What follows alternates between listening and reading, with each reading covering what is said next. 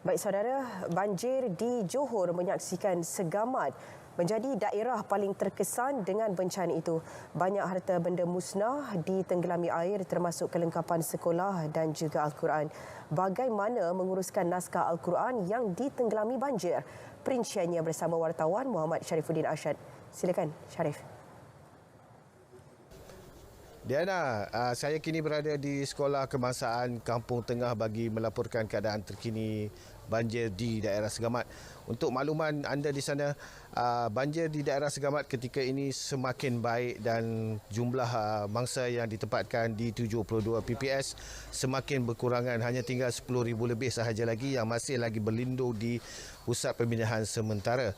Baik, bercakap pasal pasca banjir, sudah tentu setiap kali banjir ada penghujungnya, dan di penghujungnya kita akan rata-rata akan melihat kemusnahan, dan antara kemusnahan yang boleh kita lihat di sini adalah tentang rumah, peralatan rumah dan juga sekolah. Bercakap pasal di kemusnahan barangan di sekolah, Sekolah Kampung Tengah ini juga antara yang terlibat. Dan untuk memperincikan lagi tentang kemusnahannya, kita bersama dengan Tuan Kadi Daerah Segamat iaitu Syekh Tuan Haji Muhammad Hamizan Sayuti untuk bercerita ataupun menerangkan tentang adab-adab dalam melupuskan Al-Quran. Assalamualaikum Tuan Syekh. Waalaikumsalam warahmatullahi wabarakatuh. Baik Tuan, boleh memperincikan tentang adab dalam melupuskan Al-Quran ataupun kitab-kitab agama yang musnah di telan banjir ini? InsyaAllah. Assalamualaikum warahmatullahi wabarakatuh. Terima kasih Tuan. Berkaitan dengan pelupusan, kaedah pelupusan Al-Quran ataupun kitab-kitab yang terdapat ayat-ayat Al-Quran di dalamnya. Jadi kita pada setiap tahun kalau berlakunya banjir, memang kita akan ambil perhatianlah yang serius berhubung dengan kitab suci Al-Quran ini, bagaimana kita nak proses untuk pelupusan.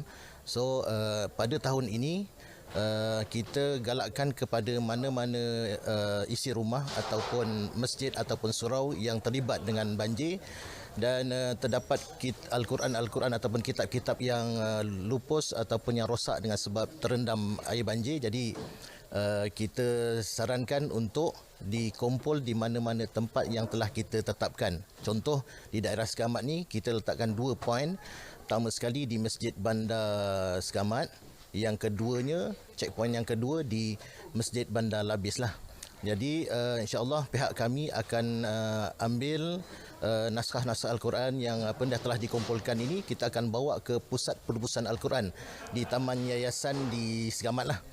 Kemudian nanti pihak pusat pelupusan Quran akan proses mengikut proses yang telah ditetapkan oleh Jabatan Agama Islam di Johor lah. Jadi bermula dengan kita akan keringkan dahulu, kemudian disoyak ataupun dikoyakkan sehelai demi sehelai untuk proses pembakaran, dan kemudian abunya nanti kita akan kompres menjadi bata dan sebelum dilarutkan di laut lah. Begitulah. Begitu sebagai ringkaslah proses pelupusan Al-Quran yang kita buat bila mana berlakunya banjir lah.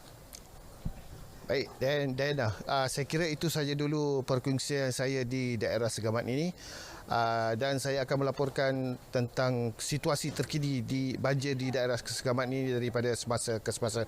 Kita kembali ke studio. Dayan.